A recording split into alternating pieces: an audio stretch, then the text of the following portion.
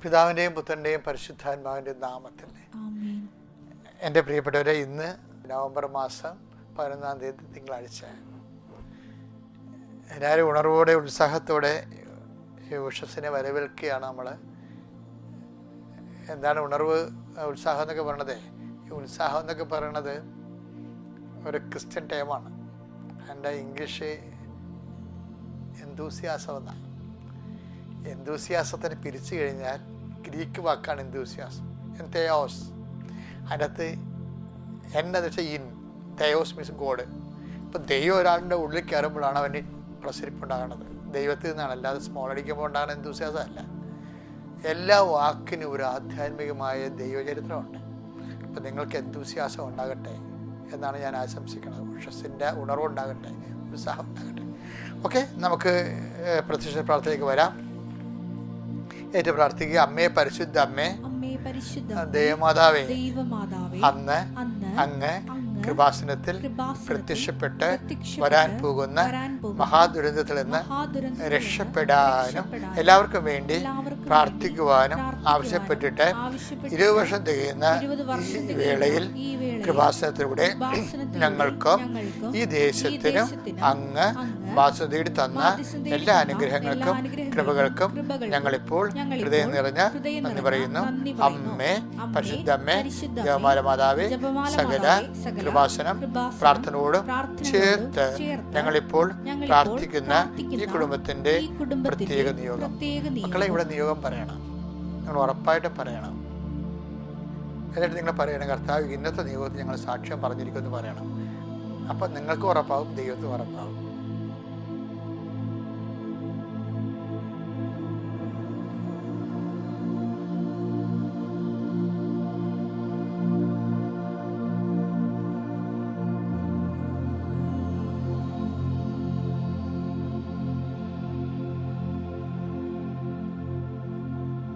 അമ്മയുടെ പ്രത്യക്ഷീകരണത്തിന്റെ ഈ ദ്വാദശ വേളയിൽ ഞങ്ങൾക്ക് സാധിച്ചു തരുവാൻ കനിയണമേ. ആമേൻ. വിശ്വാസ പ്രമാണം. സർവശക്തനായ പിതാവും ആകാശത്തിന്റെയും ഭൂമിയുടെയും സൃഷ്ടാവുമായ ദൈവത്തിൽ ഞാൻ വിശ്വസിക്കുന്നു.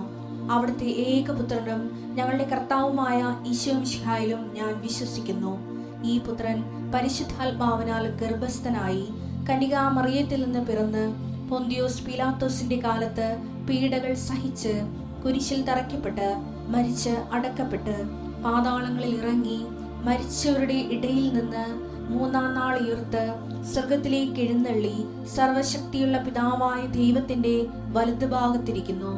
അവിടെ നിന്ന് ജീവിക്കുന്നവരെയും മരിച്ചവരെയും വിധിക്കുവാൻ വരുമെന്നും ഞാൻ വിശ്വസിക്കുന്നു. പരിശുദ്ധാത്മാവിലും ഞാൻ വിശ്വസിക്കുന്നു.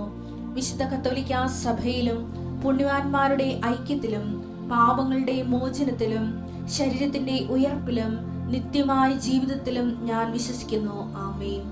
സുഖസ്ഥനായ ഞങ്ങളുടെ പിതാവേ, അങ്ങയുടെ നാമം പൂജിതമാകണമേ. അങ്ങയുടെ രാജ്യം വരണമേ. അങ്ങയുടെ തിരുമനസ് സ്വർഗത്തിലെ പോലെ ഭൂമിയിലും ആകണമേ.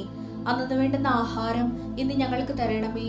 ഞങ്ങളോട് തെറ്റ് ചെയ്യുന്നവരോട് ഞങ്ങൾ ക്ഷമിക്കുന്നത് പോലെ ഞങ്ങളുടെ തെറ്റുകൾ ഞങ്ങളോടും ക്ഷമിക്കണമേ. ഞങ്ങളെ പ്രലോഭനത്തിൽ ഉൾപ്പെടുത്തരുതേ, തിന്മയിൽ ഞങ്ങൾ രക്ഷിക്കണമേ. ആമേൻ. നന്മ നിറഞ്ഞ മറിയമേ, സ്വസ്തി. കർത്താവ് അങ്ങയുടെ കൂടെ സ്ത്രീകളിൽ അങ്ങ് അനുഗ്രഹിക്കപ്പെട്ടവളാകുന്നു. അങ്ങയുടെ ഉദരത്തിൻ ഫലമായി ഈശോ അനുഗ്രഹിക്കപ്പെട്ടവനാകുന്നു. പരിശുദ്ധ മറിയമേ, തമ്പുരാന്റെ അമ്മേ, പാപികളായ ഞങ്ങൾക്ക് വേണ്ടി ഇപ്പോഴും ഞങ്ങളുടെ മരണസമയത്തും തമ്പുരാനോട് അപേക്ഷിക്കണമേ. ആമേൻ.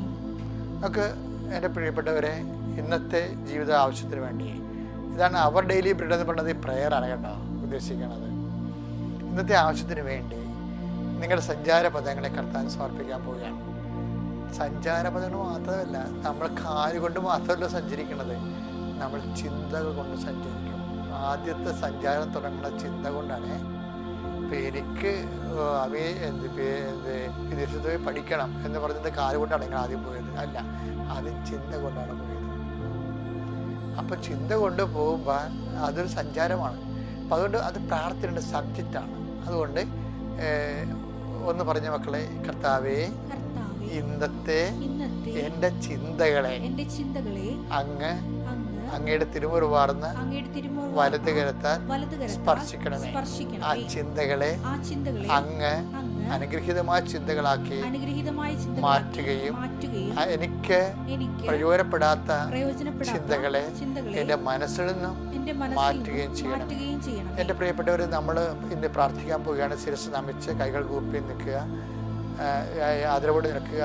ഓരോ പ്രാർത്ഥന അച്ഛൻ പ്രാർത്ഥിക്കണം ആമേൻ ആമേൻ എന്ന് പറയണം. എന്ന് വെച്ചാൽ I accept in the name of Jesus Christ. അതാണ് സംഭവം. അപ്പോൾ കർത്താവ് മുൻനിർത്തിക്കൊണ്ട് ഞാനത് അക്സെപ്റ്റ് ചെയ്യണമെന്ന് വിശ്വാസ പ്രഖ്യാപനമാണ് ആമേൻ. എൻ്റെ കർത്താവെ അങ്ങയുടെ മക്കൾ ആമേൻ പറഞ്ഞ് പ്രാർത്ഥിക്കുകയാണ്. അപ്പോൾ ഈ വിശ്വാസ പ്രഖ്യാപനത്തോടുകൂടി കർത്താവ് ഞങ്ങൾ നിൻ്റെ അനുഗ്രഹത്തിൻ്റെ അവകാശികളായി മാറാൻ പോവുകയാണ്.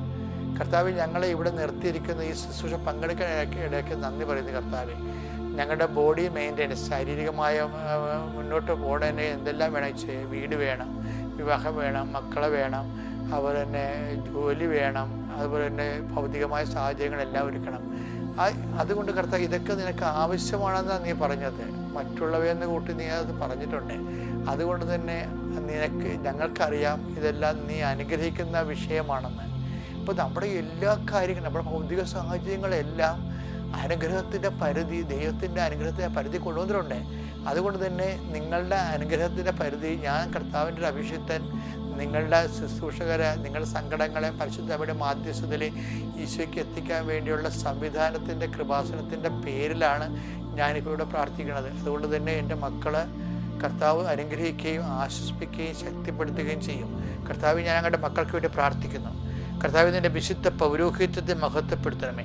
കർത്താവ്, സഭയിലുള്ള സാന്നിധ്യം പ്രകടമാക്കണമേ. 38 വർഷം ഞാൻ അർപ്പിച്ച കൃപാനയുടെ യോഗ്യതയാൽ, 38 വർഷം ഞാൻ അർപ്പിച്ച കൃപാനയുടെ യോഗ്യതയാൽ കൃപാസ്ഥാനത്താറെ ജീവനോടെ പ്രത്യക്ഷപ്പെട്ട പരിശുദ്ധ അമ്മയുടെ മാധ്യസ്ഥത്തിലെ കർത്താവ്, കരയിലും കടലിലും കൃപാസനത്തിൻ്റെ ആഭിമുഖ്യത്തിൽ നടന്നിട്ടുള്ള എല്ലാ ദൈവ ശുശ്രൂഷകളുടെ ഈടുവെപ്പിന് അങ്ങനെ മക്കൾക്ക് വേണ്ടി പ്രാർത്ഥിക്കണം. കർത്താവെ, സ്വന്തമായിട്ട് പ്രാർത്ഥിക്കാനോ വിശ്വസിക്കാനോ പോലും പറ്റണില്ല. അവരുടെ ജീവിത പരാജയങ്ങളും ആ പരാജയങ്ങളുടെ മനസ്സിൻ്റെ ഇടിച്ചിലും കാരണം അവർക്കൊരു സ്വർഗ്ഗസ്ഥനായ പിതാവേ എന്ന് പോലും വിളിക്കാൻ അവർക്ക് പറ്റാത്ത അവസരമുള്ളവരെയും കർത്താവ് ഞാൻ ഉദ്ദേശിക്കുന്നുണ്ട്. കർത്താവ്, നീ പാതാളങ്ങളിൽ ഇറങ്ങിയെന്ന് പത്രോസ് പറയുന്നുള്ള കർത്താവ്, ഞങ്ങളുടെ ഹൃദയ തകർച്ചയുടെ പാതാളങ്ങളിലേക്ക് ഞങ്ങൾ ജീവിച്ചിരിക്കുമ്പോൾ തന്നെ നീ ഇറങ്ങണമേ കർത്താവ്. ഞങ്ങളുടെ തകർച്ചയുടെ പാതാളങ്ങളിലേക്ക് നീ ഇറങ്ങണമേ കർത്താവ്. ഈശോയെ, ഞങ്ങളുടെ തകർച്ചകളിലെ ഞങ്ങൾക്ക് നഷ്ടപ്പെട്ടു പോയ ബിസിനസ്സുകൾ, നഷ്ടപ്പെട്ടു പോയ വിവാഹ കാര്യങ്ങൾ, ഡൈവേഴ്സിലാകപ്പെട്ടവർ, അതുപോലെ തന്നെ ഞങ്ങൾക്ക് നഷ്ടപ്പെട്ടു പോയ മരിച്ചുപോയവർ, ഞങ്ങളുടെ കുഞ്ഞുങ്ങൾ ഗർഭത്തിൽ വെച്ച് മരിച്ചുപോയവർ, അബോർഷൻ വന്ന് മരിച്ചുപോയവർ, അങ്ങനെ അവരെക്കുറിച്ചുള്ള വേദനകൾ, ഓർമ്മകൾ, ചെറുപ്പമായിരിക്കുമ്പോൾ കുഞ്ഞുങ്ങൾ മരിച്ചുപോയ അമ്മമാരുടെ ദുഃഖങ്ങൾ, അവിടെ ഹൃദയത്തിൻ്റെ വേദനകളിലേക്ക് നീ ഇറങ്ങണമെന്ന് പ്രാർത്ഥിക്കുന്നു. പാതാളങ്ങൾക്ക് ഇറങ്ങി അവരെ വീണ്ടെടുത്തതുപോലെ കർത്താവെ, അവരുടെ വേദനകളിലേക്ക് നീ ഇറങ്ങി വരണമെന്ന് പ്രാർത്ഥിക്കുന്നു. എൻ്റെ കർത്താവിൻ്റെ ഉന്നതമായ നാമത്തെ കൃപാസ്ഥാനത്താറെ ജീവനോടെ പ്രത്യക്ഷപ്പെട്ട പരിശുദ്ധ അമ്മയുടെ മാധ്യസ്ഥത്തിൽ ഇപ്പം പ്രാർത്ഥിച്ചുകൊണ്ടിരിക്കുന്ന പരശുദ്ധ മനുഷ്യരുടെ മേൽ കർത്താവിൻ്റെ കരുണ ചൊരിയട്ടെ എന്ന് പ്രാർത്ഥിക്കുന്നു. കർത്താവെ, മുടി കൊഴിഞ്ഞു പോണത് പോലും കർത്താവ് ഒരു വേദനാജനകമായ അനുഭവമായി പെൺകുഞ്ഞുങ്ങൾ ഇവിടെ വന്ന് പറയാറുമ്പോൾ ഞങ്ങൾക്കത് അങ്ങയുടെ ദിവസത്തിന് വെക്കേണ്ട ഒരു വിഷയമായി തോന്നിയിട്ടുണ്ട്. ഈശോയെ, സോറിയാസിസ് ബാധിച്ചവരുണ്ട് ഈശോയെ. അതുപോലെ അവരുടെ സൗന്ദര്യമെല്ലാം നഷ്ടപ്പെട്ടു, ആരോഗ്യം നഷ്ടപ്പെട്ടു, പണിയെടുക്കാൻ പറ്റാത്തവർ, അതിൻ്റെ പേരിൽ വീട്ടിൽ തന്നെ വരുമാനമില്ലാത്തതിൻ്റെ പേരിൽ മറ്റുള്ള വരുമാനത്തെ ഭക്ഷണം കഴിക്കേണ്ടി വരുമ്പോൾ അവർക്കുണ്ടാകുന്ന അപമാനങ്ങൾ, എന്തെല്ലാം പ്രശ്നങ്ങളാണ് ഈശോ മനുഷ്യനെ അനുഭവിക്കുന്നത്. അതെല്ലാം കർത്താവ് കണ്ടെടുക്കണമെന്ന് പ്രാർത്ഥിക്കും. കർത്താവ്, അവരെല്ലാം കർത്താവ് സന്ധിക്കുന്നവർ കർത്താവ് സമാധാനത്തോടെ സന്ധിക്കാനും സമാധാനത്തോടെ അവർക്ക് അത് ചെയ്യാൻ സ്നേഹിക്കുന്നവരും, അതുപോലെ തന്നെ അത് ത്യാഗം ചെയ്യുന്നവർ കർത്താവ്, അതിൻ്റെ പേരിൽ ഒരു വമ്പ് പറയാതെ വീമ്പിളക്കാതെ കർത്താവ്, മറിച്ച് അത് അവർ മറ്റുള്ള മുമ്പിൽ ഞാനില്ലായിരുന്നേ കാണാമായിരുന്നു എന്നൊക്കെ പറഞ്ഞുകൊണ്ട് ഓരോ മനുഷ്യൻ ദൈവത്തെ മറന്ന് സംസാരിക്കത്തില്ലേ. നീ ഇല്ലാത്തൊരു ലോകത്തെക്കുറിച്ച് ദൈവത്തെ ചിന്തിക്കാമല്ലോ. അപ്പോൾ ദൈവത്തെ മറന്ന് സംസാരിക്കാതിരിക്കാൻ പ്രത്യേകം ശ്രദ്ധിക്കണം. പ്രത്യേകിച്ച് സഹായം ചെയ്യുന്നവർ, പ്രത്യേകിച്ച് മറ്റുള്ളവരെ സന്ധിക്കുന്നവർ ദൈവത്തിൻ്റെ ഭയത്തോടുകൂടി വേണം ജീവിക്കാൻ. കാര്യം എന്താണ്? അങ്ങനെ ജീവിക്കുമ്പോൾ മാത്രമേ നിൻ്റെ നീ കൊടുക്കുന്ന സുവിശേഷ വേലയ്ക്കൊരു പ്രയോജനം ഉണ്ടാകത്തുള്ളൂ. എൻ്റെ കർത്താവിൻ്റെ ഉന്നതമായ നാമത്തിൽ സഭയുടെ അധികാരത്തിൽ മാരക രോഗങ്ങൾ, തീരാവ്യാധികൾ, ജീവിത ദുരിതങ്ങൾ, ജീവിത ഭാരങ്ങൾ, ഈ അത്താറിയിൽ നടന്ന 10,000 ആരാധന ശക്തി അത് നീങ്ങിപ്പോട്ട് നീശോ നാമത്തിൽ കൽപ്പിക്കുന്നു. നിത്യപിതാവും പുത്രനും പരിശുദ്ധ സർവ്വേശ്വരൻ എന്നേക്കുമാമേൻ. എൻ്റെ മക്കളെ, നമ്മൾ ഇന്ന് 6:33 എന്ന് പറയുന്ന എപ്പോഴും കേട്ടിട്ടുള്ള വചനമാണ് വായിക്കണത്. പക്ഷെ അർത്ഥം വേറെ ആയിരിക്കും. ഈ ദൈവജനത്തിൻ്റെ പ്രത്യേകത എന്നറിയുമോ? ദൈവജനം എല്ലാ ദിവസവും പുതിയ കുഞ്ഞുങ്ങളെ വചനം മാംസമായിക്കൊണ്ടിരിക്കും. വചനം മാംസമാകുക എന്നുള്ളത് അമ്മമാതായി മാത്രം സംഭവിച്ച ഒരു സംഭവമാണ്. പക്ഷേ ഇത് കാലത്തിൻ്റെ അവസാനം വരെ ഞാൻ നിങ്ങളോട് ഉണ്ടായിരിക്കും എന്ന് പറഞ്ഞതൊരു വചനമാണെങ്കിൽ ഈ വചനം ജനകോടികളിൽ കോടിക്കണക്കിന് അനുഭവങ്ങളായിട്ട് മാറുമ്പോഴും ഈ വചനം മാംസമായിക്കൊണ്ടിരിക്കുകയാണ്. അതുകൊണ്ട് തന്നെ നമുക്ക് ആ വചനത്തിൻ്റെ പുതിയ മനുഷ്യാവതാരത്തെ കേൾക്കാം. കൃപാസനത്തിൽ എപ്പോഴും സംഭവത്തത് മനുഷ്യവചനത്തിൻ്റെ പുതിയ മനുഷ്യാവതാരങ്ങളെയാണ് കേൾക്കുന്നത്. വെച്ചാൽ മനുഷ്യ ജീവിത ബന്ധിയായിട്ടുള്ള വചനത്തെയാണ് നമ്മൾ കൃപാസനത്തിൽ ദൈവം നമുക്ക് നൽകുന്നത്. ഇവിടെ കൂടെ 6:33 മത്തായി സുവിശേഷം. മത്തായി 6:33 നിങ്ങൾ ആദ്യം അവിടുത്തെ രാജ്യവും അവിടുത്തെ നീതിയും നിങ്ങൾ ആദ്യം അവിടുത്തെ രാജ്യവും അവിടുത്തെ നീതിയും അന്വേഷിക്കുക, അതോടൊപ്പം മറ്റുള്ളവയെല്ലാം നിങ്ങൾക്ക് ലഭിക്കും. ഇതിനകത്ത് വരുന്നൊരു പ്രശ്നം എന്തറിയാവോ? അതായത് നമുക്ക് മറ്റുള്ളവ, ഈ ഉടമ്പടിയുടെ ഏറ്റവും വലിയ അനുഗ്രഹം അതാണല്ല, മറ്റുള്ളവ എന്നും പറയുന്നൊരു സംഭവമുണ്ട്. മറ്റുള്ളവ, ബാക്കിയുള്ളത്. അപ്പം ജീവിതത്തിൽ ഒത്തിരി മറ്റുള്ളവയുണ്ടാവും. എന്താ കാര്യം? ഇപ്പം നമ്മൾ വിവാഹം കഴിപ്പിച്ചൊരു മാളെ വിട്ടു അല്ലേ? അപ്പം ഒരു വീടൊക്കെ വെച്ച് പറയുമ്പോൾ അവരെ കാണാൻ പോകുമ്പോൾ എന്താ അമ്മമാരെന്ന് പറയും, നാട്ടിലെ അമ്മമാരെന്ന് പറയും നല്ല വാതിൽ കാണാൻ പോകണം. എന്താ അർത്ഥം നമുക്കറിയില്ല. ആദ്യമായിട്ടൊരു കാണാൻ പോയിട അത് സംഭവം. പിന്നെ ഗർഭിണിയായ അമ്മമാരാണെങ്കിൽ ബന്ധുക്കളൊക്കെ വയറ് കാണാൻ പോകണമെന്നൊക്കെ പറയും. എന്തെങ്കിലുമൊക്കെ അവർക്ക് കൊടുക്കേണ്ടി വരും. എന്നാലും ഇങ്ങനെയൊക്കെ ഉള്ള മറ്റുള്ള ഒത്തിരി ഉണ്ട് ജീവിതത്തിൽ. കല്യാണം, അതായത് ജീവിതത്തിൽ എന്തെല്ലാം കാര്യങ്ങളാണ് ദൈവവചനം അഡ്രസ്സ് ചെയ്യണമെന്ന് നോക്കി. നമ്മൾ നിസ്സാരമാണെന്ന് പറഞ്ഞാൽ പോലും ജീവിതത്തിൽ മറ്റുള്ളത് ഒന്നും പറഞ്ഞ സംഭവമുണ്ട്. അതായത് rest of the things. Strive first for the kingdom of God. Strive first for the kingdom of God. അപ്പോൾ ഫസ്റ്റ് എന്ന് പറഞ്ഞാൽ പ്രയോറിറ്റിയാണ്. പ്രയോറിറ്റി എന്ന് പറയുന്നത് മുൻഗണനയാണ്. എന്താണ്? ദൈവത്തിന് മുൻഗണന കൊടുക്കണം. നിങ്ങൾ വയറ്റ് പിഴപ്പിന് മുൻഗണന കൊടുക്കുമ്പോഴാണ് സംഗതി നേരെ തലകീഴായി മറിയണത്. അപ്പോൾ ജീവിതം മറ്റുള്ളവ ബാക്കിയുള്ളത് ചേർത്ത് നൽകുമെന്നല്ല ഈശോ പറഞ്ഞത്. അപ്പോൾ മറ്റുള്ളത് കിട്ടണമെന്നുണ്ടെങ്കിൽ എന്ത് ചെയ്യണം? ആദ്യം ദൈവത്തിന് മുൻഗണന കൊടുക്കണം. അത്രേ ഉള്ളൂ. അപ്പോൾ നിങ്ങളൊരു തീരുമാനം എടുക്കുക. ഞാൻ ഇപ്പം എന്ത് വിഷയം ഉണ്ടെങ്കിലും അതായത് ദൈവത്തിന് അതിൻ്റെ അകത്ത് മുൻഗണന കൊടുക്കണം. ഇപ്പം നമ്മൾ വീട് വെച്ചാൽ ഉടനെ വെഞ്ചരിപ്പിക്കും അല്ലേ? നമുക്ക് എന്തെങ്കിലും ഒരു ഫലം കിട്ടിക്കഴിഞ്ഞാൽ ഉടനെ പള്ളിക്കൊണ്ട് നേർച്ച കൊടുക്കുക. അതായത് ദൈവത്തിന് മുൻഗണന കൊടുക്കണം എന്നതിൻ്റെ അർത്ഥം നമ്മുടെ അധ്വാനത്തിന്. ഇപ്പം നമ്മുടെ കൈയൊക്കെ പൊങ്ങണമെങ്കിലും കർത്താവ് അനുഗ്രഹം ഉണ്ടായാലല്ലേ നമുക്ക് വല്ല അപകടങ്ങളൊക്കെ ഉണ്ടാകാം. ഇപ്പോൾ ചില കണ്ണിൽ കൊണ്ടാണുള്ളത് പിരുകത്ത് കൊണ്ടുപോയെന്നൊക്കെ പറയത്തില്ല. എന്താണ്?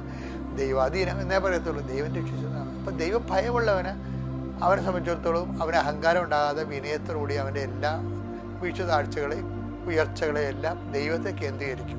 അതിന് ആദ്യം എന്ന് പറയണത്. അപ്പോൾ ജീവിതത്തിൽ എല്ലാത്തിനും അവർ തീരുമാനം എടുക്കുന്ന നവംബർ 11-ാം തീയതി തിങ്കളാഴ്ച ഒരു തീരുമാനം എടുക്കണം. എന്താണ്? എൻ്റെ ജീവിതത്തിൻ്റെ ആദ്യ കാര്യം, ഞാനിപ്പോൾ വണ്ടിയിൽ നിന്ന് ഇറങ്ങി, എൻ്റെ കർത്താവേ, വണ്ടിയിൽ നിന്ന് ഇറങ്ങിയതാണ്. നമുക്കൊത്തിരി ഒപ്പിടാനും ഓഫീസിൽ കയറാനൊക്കെ ഉണ്ട്. എങ്കിലും എൻ്റെ കർത്താവ് എന്ന് വെച്ചിട്ട് ഒരു സ്വർഗസ്ഥനായ വിധം മനസ്സിൽ ചെല്ലണം. അപ്പോൾ നമുക്കറിയാം ഓഫീസ് ജോലിയെല്ലാം ആദ്യം ദൈവത്തിൻ്റെ പേരിലാക്കി കഴിഞ്ഞു. ഓക്കെ, ക്ലിയർ അല്ലേ? ഇതുപോലെ എല്ലാ കാര്യം ചെയ്യണം. ആദ്യം ദൈവത്തിന് 1-ാം സ്ഥാനം കൊടുത്തു കഴിഞ്ഞാൽ ബാക്കിയുള്ളതെല്ലാം ചേർത്ത് നൽകപ്പെടും. Okay, thank you.